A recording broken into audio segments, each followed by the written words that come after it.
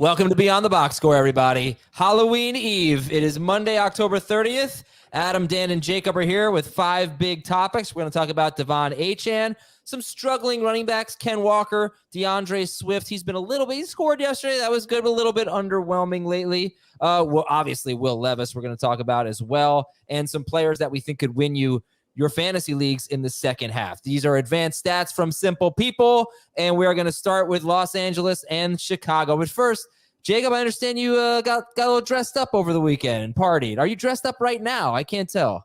This is a Naruto hoodie, and over the weekend I dressed up as Ash Ketchum, so I'm just, I guess, outing myself here as a bit of a weeb, bit of an anime fan. Yeah, it was a good time. It was a good time this weekend. Oh boy, I understood about 30% of the words. But, Ash Ketchum from Pokemon, which you might know is the most popular franchise of all time, anything. So is that right?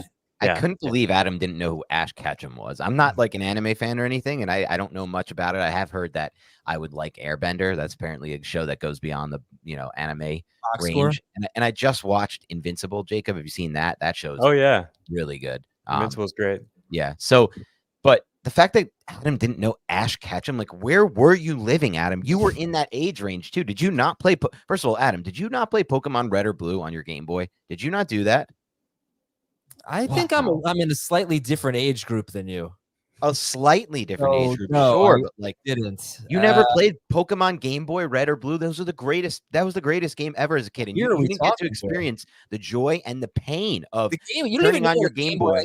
The Game Boy I had was much different than the Game Boy you had. I had the original Game Boy. Yeah, no. Black and white. No. So I don't even know what you're talking about. But let's get to the Game Boy Color. But let's get to the Game Boy. Los Angeles 30, Chicago 13. Keenan Allen had 3 catches on the first possession. Looked like he was about to have a huge night, and he totally underwhelmed with a decent game, 14.9 points.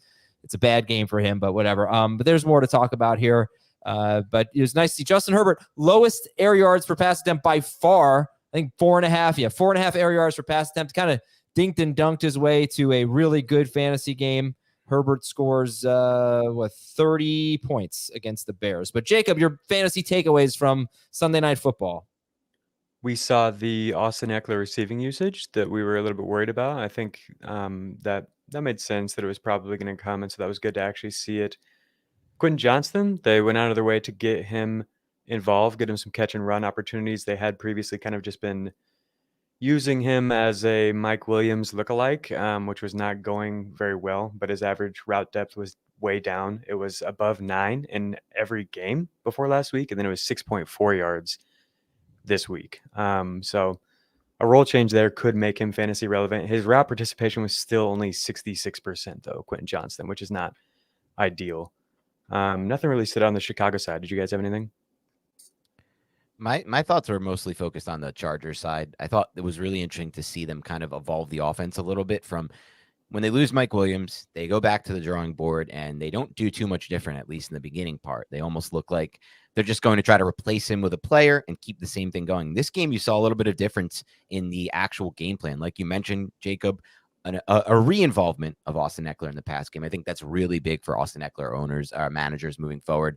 And also, like you said, like Quentin Johnston was a player I talked about with Chris Towers on on FFT and 5 last week as somebody you have to have stashed on your bench going into this weekend. And I think now it might be too late at this point. His role is only going to keep growing. I liked how they used him around the line of scrimmage because I always felt like the thing he can offer the most is actually yards after the catch early on as a rookie. And he made a really good catch, by the way, on one of his plays, a low ball thrown that you don't expect from Quentin Johnston, who had some issues with catches and drops in college. So I'm mostly excited about Ekeler and Johnston coming out of this game from the Los Angeles side. Yeah, I mean, look, it'd be nice if Ekeler could run the ball effectively. 15 carries for 29 yards. Yeah. He's got a 55-yard run in week 1, and he hasn't had a run longer than 11 yards on any other carry all season long. So he had a really long touchdown catch and run, but if he doesn't start running the ball better, he might disappoint you a little bit. So, but look, you're still going to start Ekeler. He was 100% started coming off a bad game. Josh Palmer, the snap counts were lower for everybody, but that's because there was a blowout and they didn't play much down the stretch, but Palmer just didn't really have that good of a game. And obviously he's dealing with a knee injury. So we'll keep that in mind. And Donald Parham, I would think Everett's got a good chance of coming back next week, but Justin Herbert is throwing a lot of touchdowns to tight ends. On the other side of the ball, D'Onta Foreman had Ugh. a fairly predictable letdown. Can I vent for a second, Adam? This is Yeah, what pisses me off about fantasy. In my main home league, I got D'Onta Foreman. Last week, had other options, didn't start him. He blew up for 33 or whatever on my bench. This week, I knew this was coming. Of course. And yet you were put in this fantasy position where you're like, I can't bench a guy. The guy just got 33. What am I going to do? I can't bench him. Gotta play him. It's probably going to cost me a matchup where the two guys I was considering had 19 and 12 points. But I had to play Foreman after his 33-point blow up where they gave him every touch. You watch this game, they're not even giving him the ball. They didn't even really give him the ball. Because they got blown out. I know. But they went to Darrington Evans in the fourth quarter. But Evans actually scored a touchdown in the second quarter. But yeah, no, this is the problem with D'Onta Foreman. It just, I don't know what's going to happen, but he is, if you go look at his game log last year, I mean, talk boom or bust to the max, but touchdown dependent. Don't get fooled by Gus Edwards. Okay. Yes. They're pretty much the same. I think Edwards probably a little bit better offense, better chance to score, but they're pretty much the same. All right. And then I'm sorry, but until Justin Fields is back, and even when Justin Fields is back, I'm not as high on DJ Moore as other people are. He's got 3 straight games with right around 50 to 55 yards with Tyson Bagent. I don't consider him a must start. I consider him a probably start, but he's not a layup. Hopefully he's better with Fields, but I'm still skeptical of Fields as a passer. But look, I get it with DJ Moore, a streaky player for sure. Probably going to start him. Probably going to get a lot of targets most weeks. Hopefully he can do something with him. All right. We got, let's see, what are we promoting today? How about Sportsline? It's as good as it gets, man. Terrific fantasy content. You can get the Beyond the Box Score article on Sportsline from Jacob Gibbs. You've got stuff from Jamie at Jamie's DFS Labs. You got Heath's content, Dave's content, a lot of just everything you could possibly need to set DFS lineups, to make your best bets, and of course to win your fantasy leagues, all on Sportsline. What's your promo code, Jacob? Promo code Gibbs. Let's go. Yep. You can pretend it's for Jameer Gibbs if you want. Promo code is Gibbs. First month is $1 on Sportsline. Oh, there. See, take a look. If you're watching on YouTube, youtube.com/fantasyfootball today, you can see some of the offerings on Sportsline. But that's just daily fantasy we're looking at here. So there's a lot more than that. News and notes. All right, we got a lot of it here. And we had some breaking news before the show started on Leonard Fournette. But Kirk Cousins with the Achilles. Actually haven't seen the confirmation, but we know about that. Would you guys like to give your thoughts on the Vikings offense, I guess? Jacob, going forward? It looks really bleak. Kirk Cousins really helps elevate the fantasy value of his pass catchers and just the overall volume of the offense, his ability to maintain drives. I am pretty worried about all of them. Like, the running back split was gross again. I don't think either one of those guys are like top 28, 30 running backs going forward for fantasy. And Hockenson, top 6 tight end, top 5 tight end still, but not very excited about him. He's really the only one that I think will endure this. Like, Addison already was going to be questionable week to week because of the types of downfield routes that he's running, and I think some struggles he'll have with press and man coverage. And now it's just going to be really hit or miss with him as well. So it's tough all around. I hate it because Cousins is one of my favorite quarterbacks in the league. Yeah, I mean, Jacob nailed this one. For those who watch tape like I do and the way that I do, we all come to the same conclusion. Kirk Cousins is a much better quarterback than people realize on tape.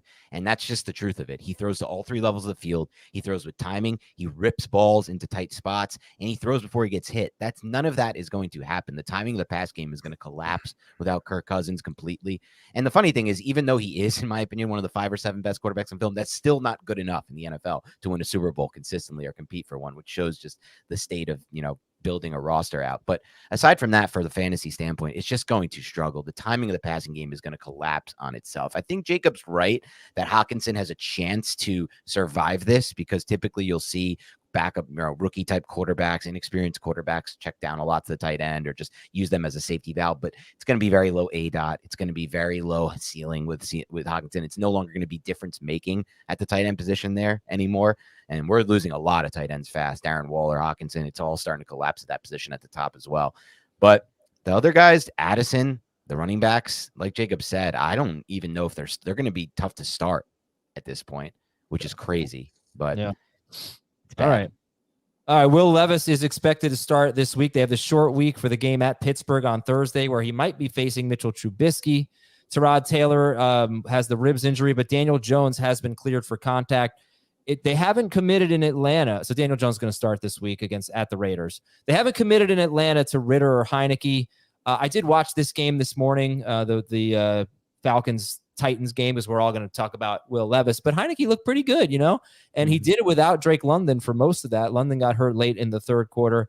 I think Heineke benefited a little bit from the Titans taking a 2-score lead and easing off, with their defense a little bit, but I don't think it's a downgrade from Ritter if Heineke does replace him. However, it seems like Arthur Smith is, based on his words, wants to get Ritter back in there if he's healthy. Yeah.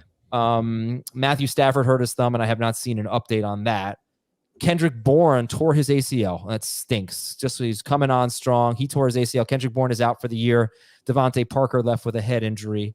And we'll talk about Demario Douglas and any other options in that Patriots offense. They have Washington next week. One thing on the Yeah, go ahead, Adam. One thing on the Stafford thing. Did you see McVay's quote that it's possible he might land on IR potentially with this injury? Mm-hmm. I did not see that. I saw that. Yeah, he said it wasn't so good. If it goes to IR for Stafford and we're turning to Brett Rippon, this is going to be really bad news for Cooper Kupp. Really bad news for Buka Nakua. I mean, at that point, we're talking about what we just discussed with the Vikings offense. The same thing with the Rams. You all right, Adam? No, this week sucks. It is depressing. It's super depressing. We're losing passing game. Like, you can't lose Stafford and Cousins from an already bleak season from a fantasy standpoint. We already don't have many passing games that work around the NFL. But yeah, I just going to keep an eye on that one because it's a big downgrade for Kupp and Nakua if that happens. And the other two big injuries on offense would be Darren Waller and Drake London. Yep. Waller with the hamstring, London with the groin. Grady Jarrett for the Falcons is out for the season. Big time defensive tackle for them. He's out for the year. Minkah Fitzpatrick's out this week for Pittsburgh, but they could be getting Cameron Hayward back this week, so that's nice. And Jacob, what do you think about Leonard Fournette signing with the Bills?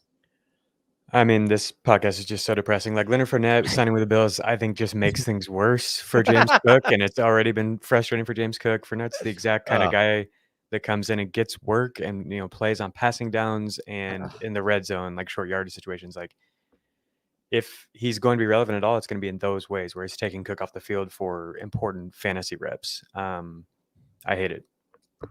Completely James Cook is really good, man. It's they have like nothing but Harris is hurt, but between Latavius Murray and Leonard Fournette, these guys should not be taking James Cook off the field. They just shouldn't. And it's crazy. I watched the game and I commented this on the Twitter watching them on the standalone Thursday. It's like James Cook processes blocks as well as he processed them at Georgia. He is unbelievable at setting up his blocks, processing where the holes are going to be, vision cutbacks. He gives you a better chance on every single down. That doesn't mean you have to play him every down if you're the Bills. I get it. He's not somebody you want to give a massive workload to. But at the same time, it has to be more than this. And it can't just be take him off on pass downs where he can also help you. It's crazy to me. I don't understand the Cook thing at all. All right. And there's some other stuff, but nothing too big. Al Woods for the Jets. He's out for the season. Defensive tackle. Yep. And whatever. All right. Let's get to some advanced stats here. Oh, actually, before we do that, I have a couple of comments. Okay. Dan looked like he was ready for Arctic exploration Friday, and now he's ready to hit the club in short sleeves.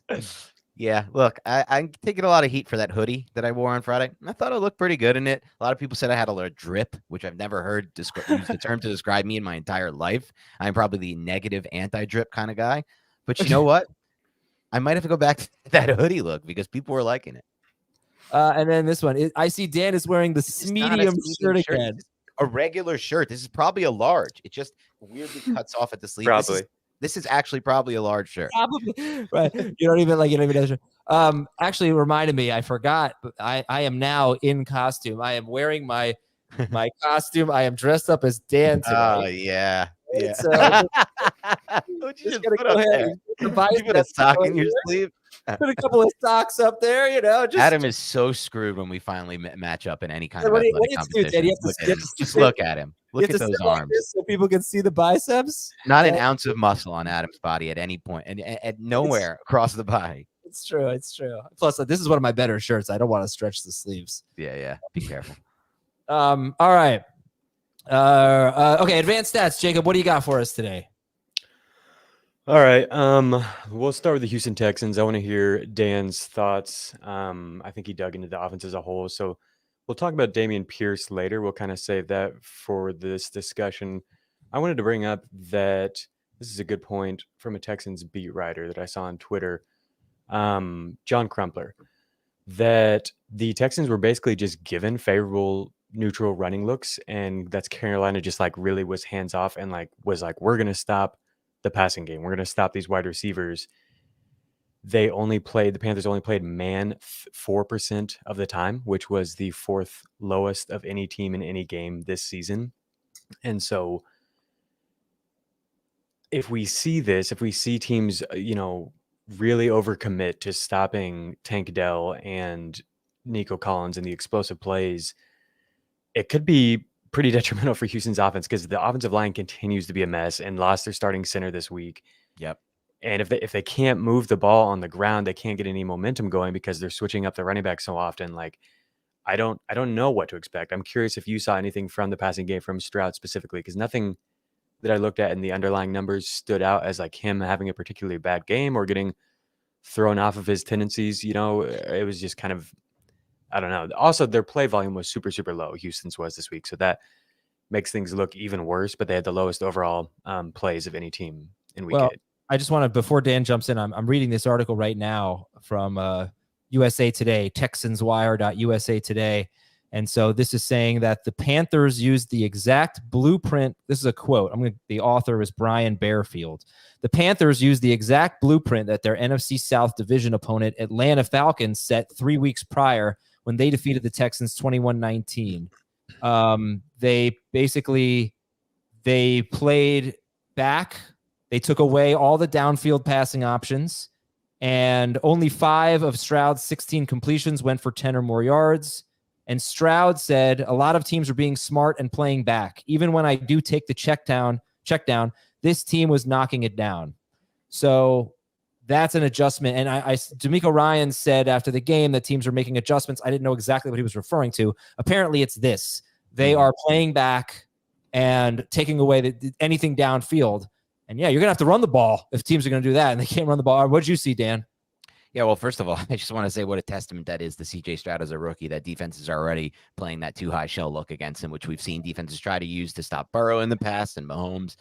Great testament to him. And this was an example of when you watch the tape, it looks a lot different than the box score, the perception, because I thought CJ Stroud had an unbelievable game in this one. I'll point out a couple throws, 14-18, quarter 2 with 3rd and 10. He had the perfect timing, perfect ball placement, and perfect velocity on a seam bender to Noah Brown between one of the tightest windows I've seen a ball thrown into. But then you see throughout the game, the Texans kept putting Stroud in horrible positions. Bad pass protection breakdowns led to, simulated pressures were getting there. They only bring 4, but they put 6 or 7 on the line of scrimmage. That really confused and messed with the Texans offensive line in this one. They had long fields. A tight end fumbled the ball in a horrible spot to put them. And what I came down was there was just no run game consistency due to a combination of 2 things. 1, poor execution, of course, but it's 2, just not sticking with Dameon Pierce long enough. You want to see one of the best runs of the week? It came from Dameon Pierce on a 2nd and 11 with 5:20 to go in the 3rd quarter. Immediate penetration, should have been a tackle for -2 or 3 yards. Pierce did a great job jump cutting, getting through that and turning into a 14-yard game, but they have to stick with him. They have to keep him in the football game. Let him get into some kind of rhythm. They took him out all the time. Mike Boone was getting snaps, but on tape, there wasn't many. What you just said is true. Like, except for the 6:59 in the first quarter throw where Stroud missed Nico Collins on a deep ball that I actually think was more Nico's fault, because it was the one time they got no safety help over the top.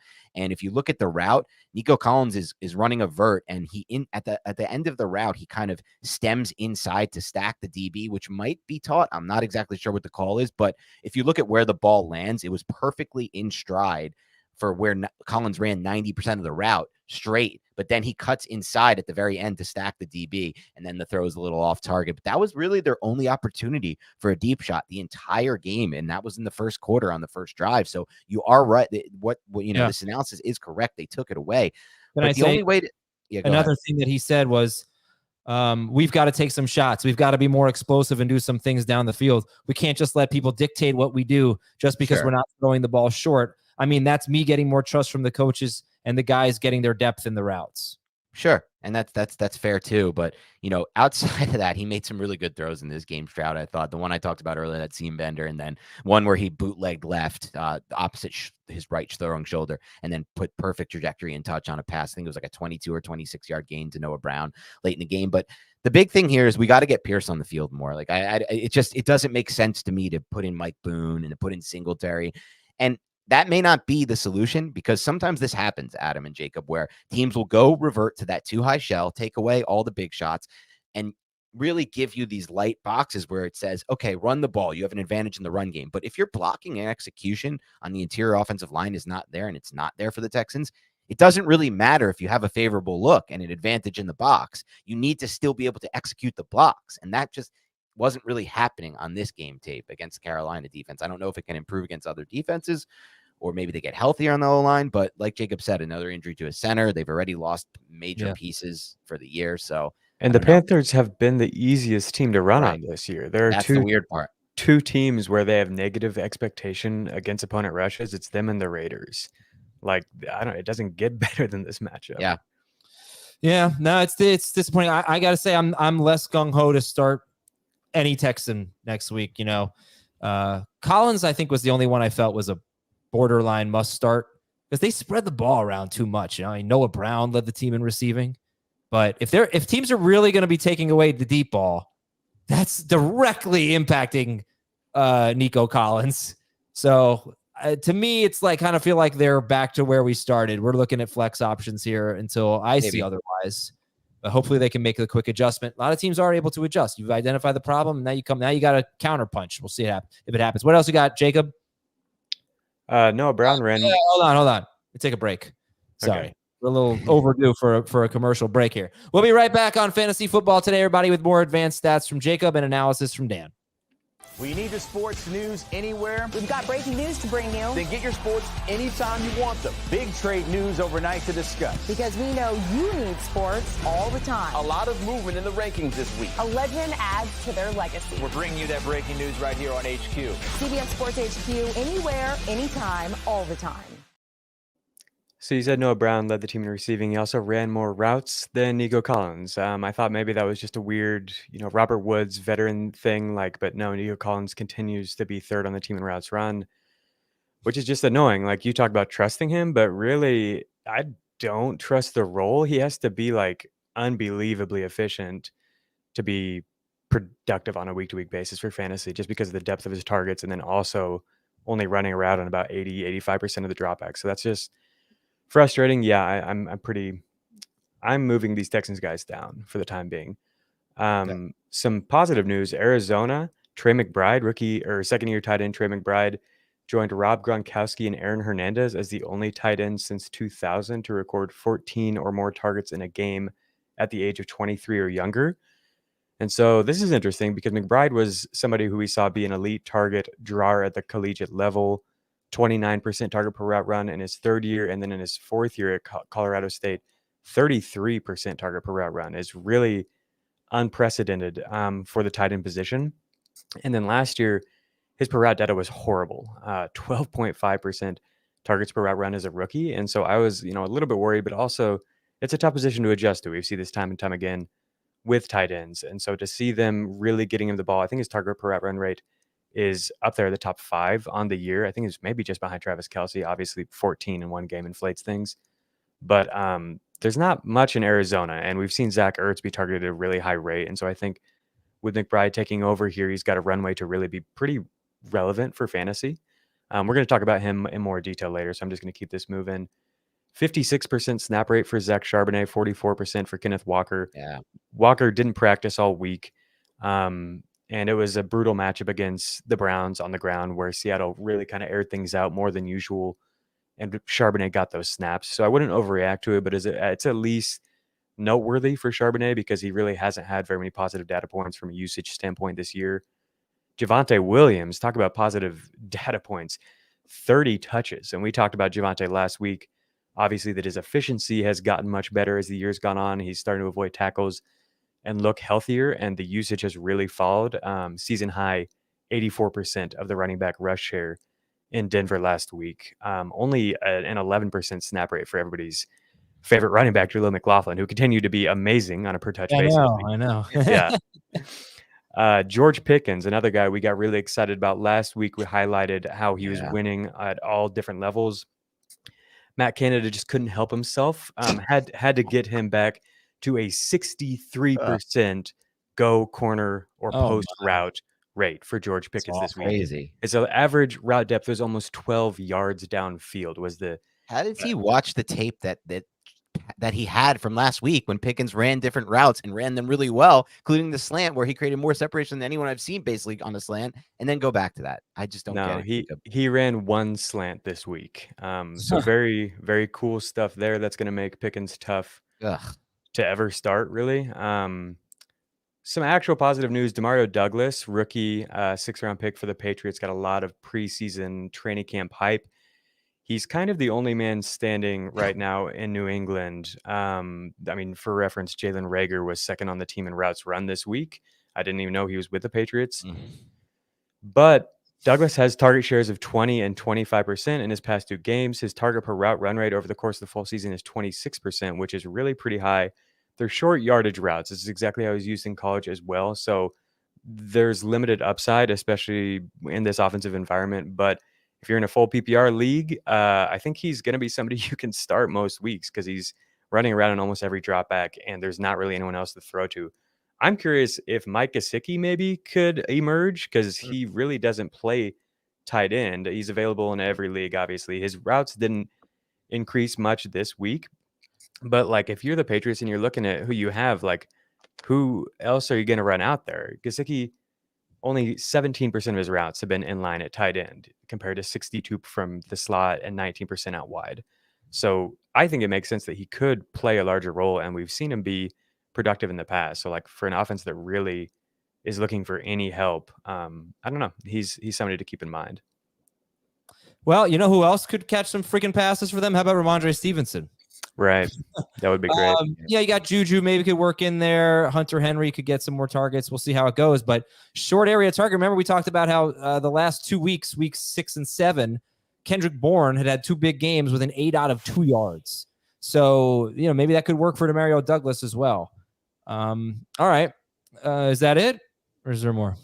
Do you want me to keep going? I feel like we're just kind of spiraling and getting more and more depressing. The more we talk about this, man, it's making me sad. I'm already depressed. So you can't knock me down anymore here. I did have just a couple of comments, I think, mostly about Dan. Adam looks like he's working on his taxes. Yeah, I was definitely deep in thought. I was looking at Kyler Murray's tight end throw percentage over the last 2 seasons.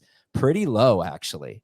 Like not even top 20 in tight end target rate for Kyler Murray. However, Zach Ertz has been kind of a must start with Kyler Murray. So I think Trey McBride could also be that. And some of that in 2021, I believe, was half the season, well, not quite half, but without Zach Ertz because that was a midseason trade. We'll see if we have a mid-season trade this year. That'd be great. Also, this one, Dan's T-shirt rest of season. Yeah, I think this is a drop. This is not a good. It's not a good T-shirt for you. I don't think it fits you right. It doesn't fit you right. It's actually a great T-shirt. It fits me great. Jacob, can you confirm this? I think it's hanging off. Look at the back right arm. I think it's hanging off a little bit. I think the neck. You got a little bacon neck. This is an amazing T-shirt. Look how good I look in this freaking T-shirt. Adam, somebody like you needs to understand a couple things about T-shirts. All right. When you don't have any kind of density to your body, you're like the least dense person I've maybe ever met in my life, Adam. Obviously, shirts are going to fit differently on people like you, but on me, it's hard to find a good fit. Okay, you have to work through it, and I think this is a fine fit. Jacob, what do you think? Dan, you look great, brother. Thank you. Let's move on to some big questions. There was a funny comment. I'm trying to find. It said, "Oh yeah." No muscles for Adam, and yet he didn't play Pokemon. What did you do as a kid, Adam? It's a valid question. I can't believe you didn't have the joy and the pain of playing Pokemon Red on Game Boy and then seeing one day after you put hundreds of hours into it as a kid, your game file is corrupt because Game Boy was a crappy system back then. Do you know what I'm talking about, Jacob? When you got corrupt game, it was so bored. Jacob just left I think he's going to get something Pokemon related. I can scratch and reach my back, Mikey.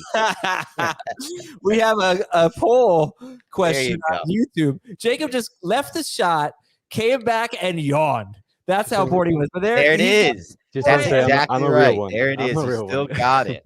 He still got the Nice. Pokemon Game Boy. Love it, Jacob. The YouTube poll is: were you a Mortal Kombat or a Street Fighter kid growing up? And even though the answer is both, we were forced to pick one, and I picked Mortal Kombat, which has 51% of the vote. Compared to Mortal both. Kombat. If it's both, it's Mortal 34%. Kombat. If you don't have to pick one, Mortal Kombat. Mortal Yeah. Kombat for sure. Who's your guy? Who'd you fight with? Me? Sub-Zero. Yeah, Sub-Zero 6. Somebody said Raiden. That's a great call. Somebody brought up Cabal. Very, very cool. I actually really loved Nightwolf.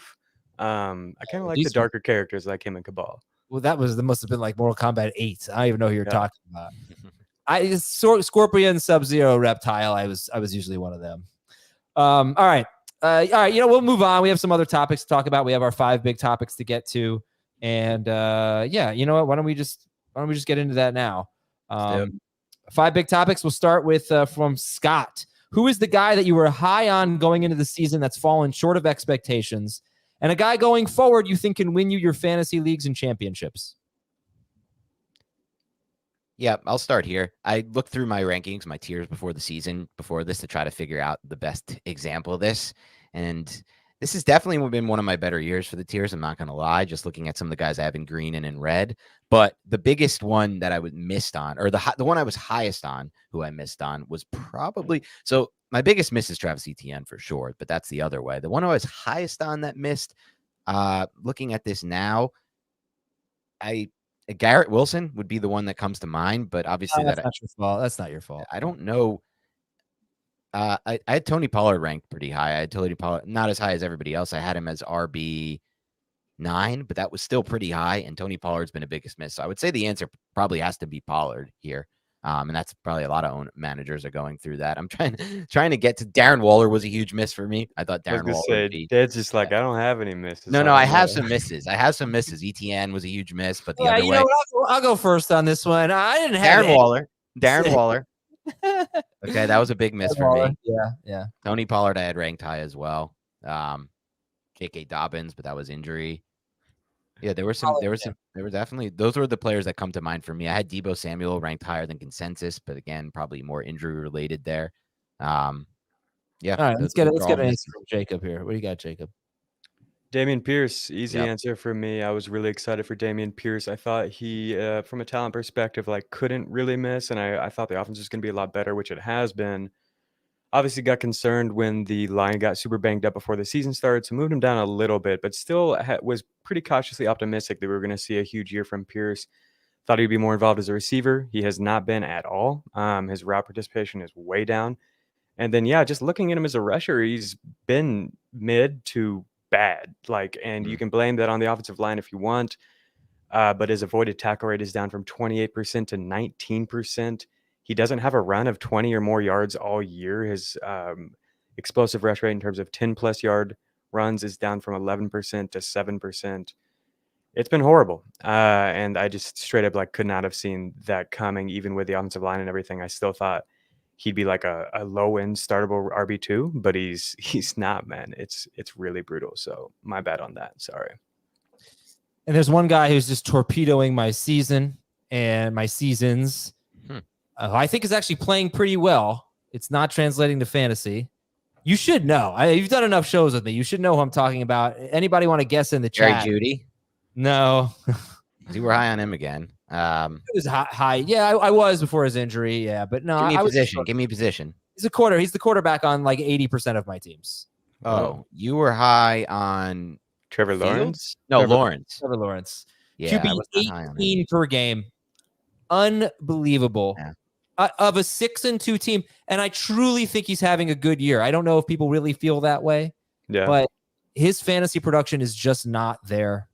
And I don't really know. I think his touchdown rate will go up a little bit, but I don't see him dropping 30-point games. At this point, if you get 23 points from him, you'd be thrilled. So yeah, I'm really disappointed. That's torpedoing and Calvin Ridley, I think, goes with that. I was pretty unimpressed when I went back and I watched Calvin Ridley catches and targets against Pittsburgh. there's just, I think we've talked about this before. There are no layups for him. Mm-hmm. You know, like nothing easy, but also he doesn't really look like an explosive player. So I'm not sure if he had an easy one that he'd do something after the catch with it. So my faith in Lawrence and Ridley is pretty low at the moment from a fantasy perspective. From a real life perspective, I think Lawrence is having a very nice season, but it's not working out for me. Who's going to turn it around? Yeah, I was going to say on the flip side of that question would be who's going to turn it, or not turn it around, but I think it's just necessarily who's going to be your league winner type. And it's a player I'm going to throw out there who I brought up last week, did a ton of analysis if you guys want to listen to his film breakdown last week. And then Jacob discussed him a little bit earlier today. It's Javonte Williams of the Broncos. I mean, he looks much better last week, at least. I didn't see his film from this week. Now the touches are increasing every week. There's involvement in the red zone. The Broncos defense has finally figured out how to be competent. It took a while. I mean, they had a defensive coordinator running a system he wasn't familiar with from a philosophical standpoint, which to me is one of the craziest things I've ever seen to start a season there with Vance Joseph trying to run Fangio type principles. But it seems to now be they're figuring it out. They're settling in as a defense, or at least they have been in recent weeks. And that's going to mean more opportunities for Javonte Williams, because it's obvious what we saw this week with the Broncos. They basically tried to hide Russell Wilson, and that was the game plan. And that's where they're at with this quarterback. He's not somebody who you game plan around anymore. He's the opposite. So with that said, that means more opportunities for running backs. And in this case, Javonte Williams, because like Jacob said, he's starting to take over almost completely the workload there. So I really think he has a chance to be that guy who ends your season as like our fringe RB1, RB2, and is that type of player who can pull you through the playoffs. And when he's healthy, man, Javonte Williams is an absolute monster. Like, highest avoided tackle rate of any running back at the collegiate level over the past 5 years. Damn. And then he comes in and immediately does it as a rookie, like leads the league in avoided tackle rate. So get this guy healthy, and he's got a pretty nice runway here of matchups down the stretch. Other than like New England, they're all pretty soft. Detroit, that's not a great matchup. But yeah, I think he could put up some pretty big numbers, assuming Denver's offense doesn't completely implode. And let me say one thing about avoided tackle rate real quick, because I think it's an excellent stat that's really in a lot of ways predictive. We've seen some studies show it, but that was always my concern. When I was down on ETN this offseason as a fantasy asset, I was concerned about losing some receiving work. I was concerned about red zone work, and those fantasy kind of situational concerns brought me down on him. But he always had that really high avoided missed tackle rate as well, Jacob, correct? On Travis Etienne? Yeah. Clemson, that dates back to last year. And he's showing this year that that's a good sign of what could be a potential breakout, because he is breaking out this year in front of our eyes, Etienne. And so just something to focus on when we bring up these missed tackle rates and avoided missed tackle. So overall for a running back, I think it's a really good indicator of what could be to come. Unless you're Dameon Pierce. Yes. All right, let's move on to our next one. Jacob. I've got some guys. Yeah. Achane, obviously, I think could be a league winner if you've been able to be patient or buy him. Tyjae Spears, we don't know exactly what's going to happen in Tennessee, but if Derrick Henry were to be moved, like, he definitely could. And then even if Derrick Henry gets an injury or anything, like, there's a few passes Spears really going off, and the offense looks like it could be better under Will Levis. We're going to get to that in more detail. DK Metcalf, this is kind of an off-the-wall one that I wanted to bring up. His underlying data is pretty much in line with what we've seen. He's being used down the field more, but his target rate's about the same. And because of that combination, his explosive reception rate is way up.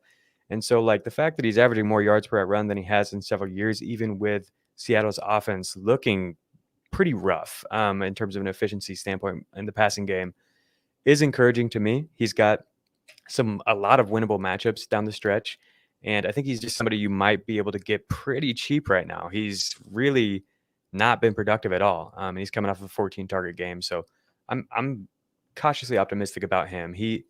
What if he's the next CeeDee Lamb? You know what I mean? Where you've been waiting for it all year. You know the player's good, and then he just has the blow up game, and all of a sudden it's like, yeah, Lamb is back to being a top 8 guy like we knew.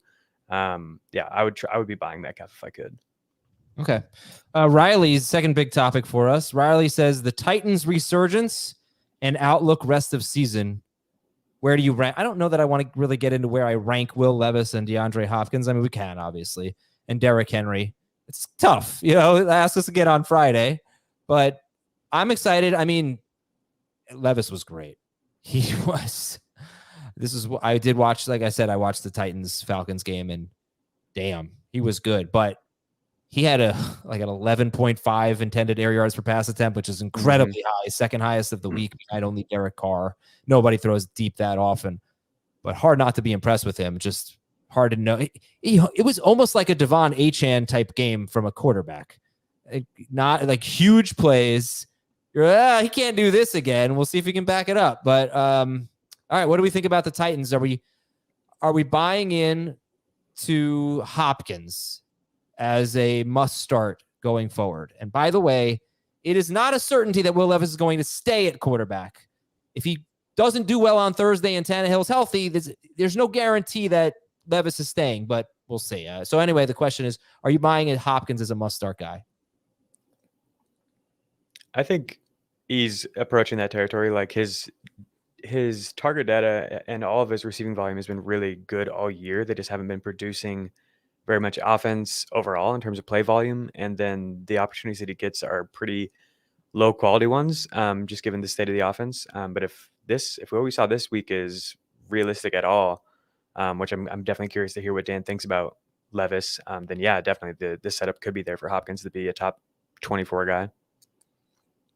Yeah, should I get into the film analysis of the offense? I mean, I'll start with Hopkins to answer that question. I would say that with Will Levis, Hopkins becomes a much more appealing wide receiver for me based on the style Levis is playing, or at least played in this game, and I think will likely carry over, though this was very well game planned, I think, by the Titans. They took advantage of a lot of what the Falcons tried to do from a standpoint of let's stop the run. Let's make this game about Derrick Henry. Let's be like, oh, we're facing a rookie quarterback. They don't really like to open it up. And they gave them a lot of looks that opened up these opportunities for one-on-ones that Will Levis did take advantage of. He wasn't your typical rookie quarterback. There were positives and negatives to this game. I don't think it was like a perfect game from Will Levis on tape. I think the negatives, which I'll go over first, and they were outweighed by the positives, but the negatives were that the timing was still off on a lot of the spacing concepts, and those are timing-based pass plays where the ball just needs to be out of his hand when the receiver gets before the receiver gets out of his break, but not like 3 seconds after, which it was at times. Ball placement, he missed a Okonkwo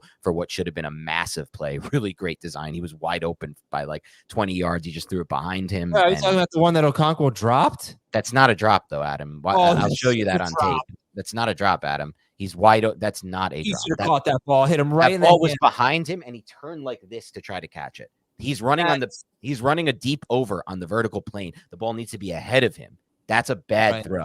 Every quarterback coach you have to credit the quarterback for that. If Okonkwo has to turn around to a ball like that, he also missed Okonkwo on an out route, like 13 yards, where it was just low and away on a 3rd and 4. But outside of those 2 throws, things I really liked about Will Levis on tape, he stood tall and poised in the pocket from the very first snap. He looked very comfortable in the pocket. A lot of rookies, you'll see, they don't have that pocket presence. They don't have that pocket manipulation ability. He had that right away. And like I said, the positives definitely outweigh the negatives. There was the first touchdown. One thing they did great in this game, the Titans, they used a lot of screens. They called a lot of screens for Levis in his first start. They had a quick pass on a fast 3 in motion from Tajay Spears. They had the design fake rollout left pitch where they did the Chiefs red zone play. The first touchdown was max protect. They used a lot of max protect in this game with two-man route combinations, which is smart, in my opinion, for a quarterback like Will Levis, who is big, tall, throws over the top, has a huge arm. I think that's just a good way to do it. And that first touchdown to Hopkins was a field side throw. That's what impresses me the most. And what I mean by the field side throw is when you watch football, I've explained this before, but I'll explain this again. Think of where the ball is snapped from, and then those two, the lines in between them. And if you're throwing to the field side, it means you're throwing from that hash, the far hash to the far field side. And that's a throw that a lot of quarterbacks don't even attempt in games. Like Daniel Jones can go a whole game without attempting a field side throw. And I see this for most quarterbacks who I watch. And Levis is not afraid. He threw the field side. Then there was another throw later in the game, which was a field side throw. Again, a lot of max protect, which was good. But the best throw of this game by far was the 7:06 quarter 4 2nd 11 touchdown throw to Westbrook Achane. I forgot. Yes. I mean, that throw. He threw. Oh my gosh. Fourth touchdown throw. I put it on Twitter from the end zone Beautiful. angle. So those who want to watch, go take a look at it. It's one of the best throws in the entire season from any quarterback. They had a designed rollout right where I'm pretty sure the Titans are so well aware of Will Levis's arm talent that they designed this play to be a throwback across the formation. But Levis rolls almost all the way out of bounds to his right, stops his momentum, flips his shoulders back, and then rips the ball across his body to the left and leads the receiver perfectly in stride, but doesn't throw it to where he's open, throws him in stride to the opposite pylon in the end zone, almost a full field throw. It was unbelievable. And that was the kind of flick that you saw that people liked about his arm talent, that ability to kind of just naturally get the ball out with a really quick flick release. And yet it was perfectly thrown in stride with a crazy amount of velocity too. That was one of the best throws of the season by any quarterback. So I think when it comes to Levis and fantasy, it comes down to this. He's going to miss some. I still think he's going to mess up some of the easy stuff, the spacing, the quick timing routes, the ball placement at times is going to keep them off schedule. But he's going to make up for it when you give him these one-on-ones and he just says F it and he throws it and his arm talent takes over. So I think that's the type of player who can actually help you in fantasy leagues. He's going to be a really big help for Hopkins because he's willing to throw those passes that maybe Tannehill was a little more hesitant on, for better or worse. And maybe Tannehill wants to keep the offense on schedule more than Levis does. But Levis is going to make these throws and they're going to lead to big plays. I'm still a little skeptical. I'm just going to put that out there. But definitely from a fantasy standpoint, helps Hopkins. And he's the type of guy who can potentially be a good for a QB2 for a 2-quarterback kind of league. Okay. And people are not agreeing with your take about the Okonkwo play, but I will say you are right. I just went back and watched it. It was a bad throw. It was wide open for the entire play. 100% should have caught that ball. That was an easy catch. It was a bad throw, but it was an easy behind catch. him, and he had to adjust back. People don't understand how hard that is. No, dude, you could have. Someone said Dan could have caught that ball. I agree with. I do believe you never caught that ball. It was an easy catch to make, and probably a 50-yard gain. 40 to 50. Okonkwo was wide open on a deep over. The ball has to be ahead of him. I hate when people blame these on the receiver. This is a bad throw. I'm not blaming the receiver. It was a bad throw, but he absolutely should have caught that ball. He definitely should have caught that ball, I guess. All right. Yeah, I think also Derrick Henry looked pretty good in this game. And if they're going to be more competitive, they're going to be able to move the ball. It's going to help Henry. Tajay Spears is super fun. I mean, the guy is just he's electric, and I don't think he's going to matter unless they trade Henry, which I don't think they're going to do. I doubt they're going to trade Hopkins. Like I said yesterday, how do you say, oh, hi, Will Levis, here, go out there and win some games. And by the way, we're trading away your only good receiver, basically. It's Mike Vrabel. Vrabel plays for the now. I never thought they'd be sellers. He thinks he can win this division. And he might have a shot to. No. Might. Come on. Jaguars are. We'll see at the end. The Titans always end up competitive in these seasons. It's a competitive division. It's not a bad team there. Yeah. All right, so let's reassess after Thursday, but a good start for Levis. Obviously need to add him in 2-quarterback leagues. You might want to take a shot. I mean, maybe he gives you, if you're the Cousins manager or Stafford or whatever, maybe he gives you a little jolt here. Pittsburgh, Tampa Bay, Jacksonville, Carolina. There's some good and some bad there. Third one is from Bada Bing, Bada Boom. And he says, De'Von Achane is inching towards a return, but what is he returning to, Jacob? I think the setup is really good for Achane when he gets back. Mostert looks like maybe he's wearing down a little bit. Jeff Wilson hasn't taken any significant work really, so I would expect Achane to come in and fill the exact role that he had been before the injury. And he was, if people remember, starting to look like the 1A with Mostert being the 1B in terms of usage, red zone work, all kinds of stuff. Mostert was running a little bit more routes than Achane, but everything else was leaning towards Achane from a usage standpoint. So I think when he's back, he's a top 12, top 15 fantasy running back with the upside for a lot more. I thought I liked what we saw from Miami's offense this week. They looked a lot better. I guess I don't understand the question. Are we concerned that the offense is not going to be as productive as it was when Achane was healthy?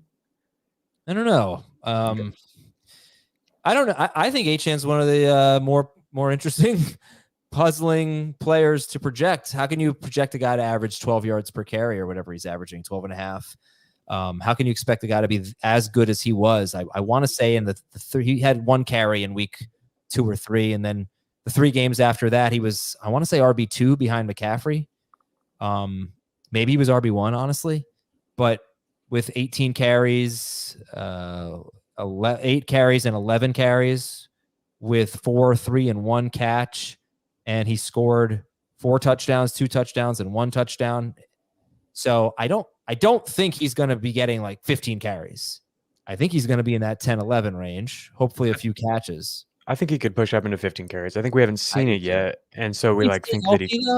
I mean, if you're the Dolphins and this guy is already hurt, we know he's smaller. Do you really put that on his plate? He had a bigger workload though at Texas A&M. It wasn't like he was somebody who just played in that bit role like a Dameon Pierce did at Florida. And I think to me the most noticeable difference is just schematically what the Dolphins are able to do when he has been healthy and on the field this year versus the games he's been out. And part of that is also their issues on the offensive line. They're going to have to get more healthier there. Like they have majors on the left side of the offensive line, but schematically speaking, it changes everything they can do because they put him in motion. They use him as a receiver. They use him as a fast three. They do all these different things as eye candy for the defenses. And that's not something they've really been able to replicate with him off the field, in my opinion. That's the difference here right now. Like Salvon Ahmed doesn't have that kind of thing. Nobody really views that from a defensive standpoint. Like the opposing coordinators don't really game plan to stop anyone but Achane from that running back room. Yeah, so we got this question. I got it in an email from Mike. Got it in the chat here from Kenny. De'Von Achane or Tony Pollard rest of season? It's a really interesting question. I think injury risk exists for both of them. And Achane, to me, stands out as a guy who has more upside. Pollard has not shown really any semblance of upside. And then if you look at the underlying advanced rushing metrics, they're on opposite ends of the spectrum, where Achane, this is something I wanted to bring up. Yeah, he's producing this ridiculous efficiency and everything, but it's not just long runs where he's busting through holes and not getting touched. He's avoiding tackles at the highest rate of any player, almost a 40% avoided tackle rate, whereas Tony Pollard is last in the league or has been near last in the league all year long. I think I might actually choose Achane, which seems insane. I would go Achane as well. All right, we'll take a break here. When we come back, is the luster wearing off of Mostert, Ken Walker, and DeAndre Swift? Are they RB1s or RB2s? That's one of our questions, and then we'll talk about tight ends to finish the show. We'll be right back on Fantasy Football Today. An NWSL semifinal Sunday you'll never forget, with an icon leading the Shield winners against a legend who's hanging up her boots, and a budding star looking for back-to-back championships against a squad determined to give their captain a grand finale. All on CBS Sports Network. All right, two more topics here. Is the luster wearing off? This is from Texans Rob, by the way. Thank you, Texans Rob. Is the luster wearing off of Raheem Mostert, Ken Walker, and DeAndre Swift? Are they RB1s or RB2s? Dan, are you particularly concerned about Mostert, Ken Walker, or Swift? Not particularly. I'd say they're closer to the borderline RB1, RB2 range. Mostert might be the one I actually am concerned with of all those three, just because of what Jacob said. Maybe there's some wear and tear. He doesn't really have a history of massive workloads. Could it be possible that he either gets injured or just is so ineffective that his role gets diminished with Achane coming back? So that would be the one I'm most worried about, Mostert for sure. But the other two, I'm not as worried about. I think Walker was more, he just didn't practice all week, wasn't a big part of the game plan for that reason. People underestimate how important that is a lot of the time. And then on Swift, in Swift's case, it's just, I think the Eagles offense just hasn't been as effective for whatever reason since that Jets game. It might be defense. I have to look into it more and watch some tape on it, but could be defenses adjusting to their scheme. I'm not exactly sure, but something has been going on there with the run game not being as effective. Okay. On Mostert, he avoided almost 6 tackles per game through the first 6 games. And then over the past 2, he has just 2 total avoided tackles in those games. Could be a blip on the radar, could be random, but that is worth noting that it does seem like he might be slowing down. And then obviously has Achane looming. So to me, he's clearly the most concerning of this group. Similarly, in terms of potentially wearing down, we've got DeAndre Swift with a 32% and 38% avoided tackle rate in his first 2 games as the clear-cut starter. Since then, he has not been above 13% in a game. That is pretty wild to me to not have a single game with more than 3 avoided tackles since then. So I could see them going away from him a little bit. They've really been giving him a ton of work, and he's somebody who we've never really seen be able to hold up to this kind of a workload. So I am a little bit concerned about Swift as well. Walker's the guy whose data doesn't worry me. Nothing we've seen from Walker suggests that he's falling off. I think he's actually been one of the most improved players at any position from 2022 to 2023. I've really loved everything we've seen from Kenneth Walker. But on the flip side of that, Zach Charbonnet has been really, really good with the opportunities that he's gotten. And it wouldn't surprise me if Walker, if he's banged up right now, if Charbonnet gets more opportunities and Pete Carroll really likes what he sees. He's the kind of running back, you've heard this a million times. He's the kind of running back who Pete Carroll falls in love with. And he does everything right, and he hasn't done anything wrong so far. And so, if he gets more opportunities and does well, maybe this just develops into more of a split backfield than we've seen up until this point. And I don't know if the offense is necessarily good enough to support a split backfield where Kenneth Walker is still producing RB1 fantasy numbers. So No, honestly, they don't throw to their running backs enough. yeah, I'm a little bit worried about all of them for different reasons. But Walker, from a talent standpoint, I think is the one who like gives you the least reason for concern. So what Pete Carroll said about Ken Walker last week, just one of the knock on Ken Walker was that he was just all or nothing. A lot of really negative plays and a lot of home runs last year. Pete Carroll said, quote, I think he realizes that you can't try to break everything. He's making a little clearer choices about hitting the line of scrimmage. And there's good things that happen when you do that too. Breakaways come from that also. I think he's doing really well. He's a highly creative runner. You have to give him space. He's going to go for stuff, and that's the only way he's going to make some of these amazing plays too. How would you rank them? And by the way, Swift in his last 5 games, he's averaging 3.65 yards per carry. And out of 41 running backs with 30 or more carries in that stretch, he's 33rd in explosive run rate out of 41 running backs. He's 33rd in avoid rate. He's 16th in percentage of carries for 0 or negative yards, 16th lowest rate. So that's good. But the metrics are concerning. However, he's better than Ekeler in those metrics. He's better than Pollard in those metrics. And this reminds me a little bit of Nick Chubb last year on this show. Breaking that down, Nick Chubb had a bad stretch, and it was kind of unlike what we'd seen from him in his career. And of course, he turned it around because he's Nick Chubb. So I'm hoping these are just bad stretches. How would you rank those 3 rest of season? Mostert, Walker, Swift. I would go Walker, Swift, Mostert. Same. Yeah, me too. Swift has some tough matchups coming up too. He has Dallas twice. He has the Chiefs. He has San Francisco. Look, if they keep throwing to Swift, I don't care. But that hasn't been the case. I think 3 targets in 2 straight games. Jerry, with our last topic, the state of the tight ends, LOL. Let's rank them rest of season. Interested to see where McBride and Taysom Hill end up. LOL is right, because that's just how I feel anytime I'm asked to rank tight ends. It is a fruitless endeavor. Just do the top 2. Just do the top 2 and you're fine. Right. So after Kelsey and Andrews, I would go Sam Laporta and then George Kittle and then TJ Hockenson. We talked about the injury to the quarterback being super detrimental to him. I think you could even push him behind Evan Ingram, Dalton Kincaid, and Dallas Goedert. After those, I would say right now, I would sell so high on George Kittle. We have so much evidence that whenever Debo and Ayuk are both on the field, they all suffer, especially Kittle. But he's in a little bit of a groove right now, so I will give him that. But I do think worse times are ahead for Kittle. After that top 8, which I think ends with Ingram, Goddard, and Kincaid. Can I have it again? Yeah, Kelsey, Andrews, Laporta, Kittle, Hockenson, Evan Ingram, Dallas Goedert, Dalton Kincaid. Okay. I think from that point, you get into the Kyle Pitts, Jake Ferguson territory, David Njoku, Darren Waller, and that's when I think Trey McBride is a totally reasonable name to bring up. I actually have him ahead of Njoku, ahead of Waller, ahead of Luke Musgrave, Michael Mayer, Tyler Higbee, tight end 11. I like it. I mostly agree with those rankings. I don't know who I would have at tight end 3. I think Laporta is a pretty good call. Man. Yeah, that's fine. I'll say this about Trey McBride, just because I did study his tape, and I'll do this quickly.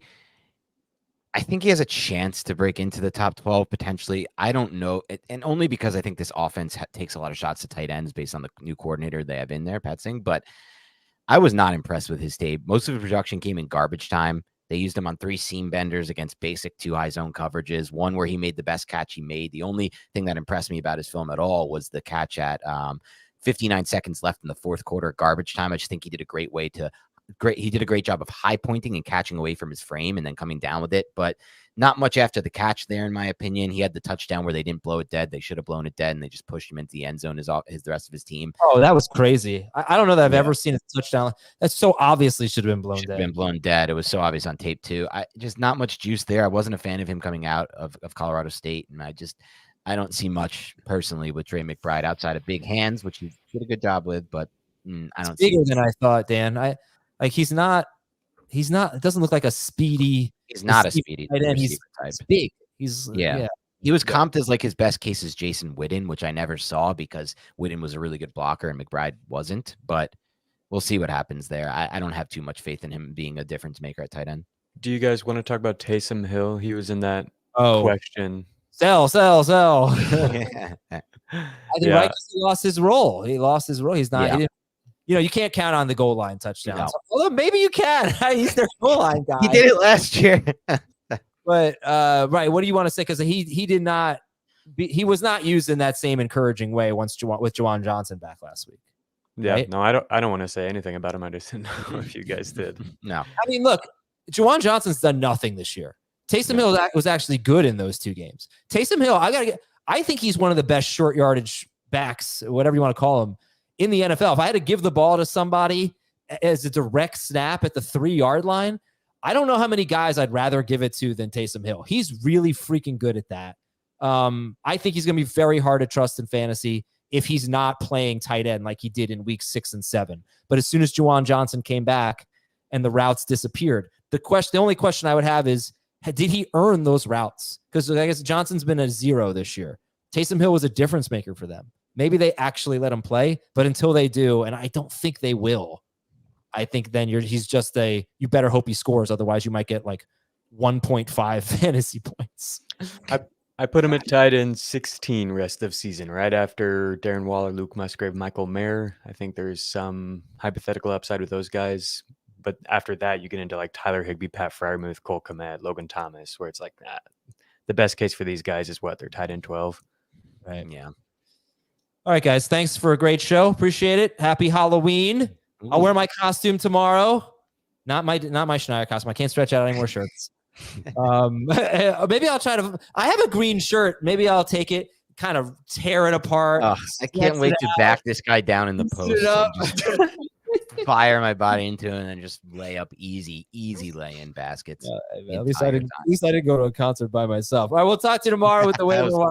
Actually, we'll talk to you tonight. We'll talk to you tonight at 7:30. Take it easy, everybody.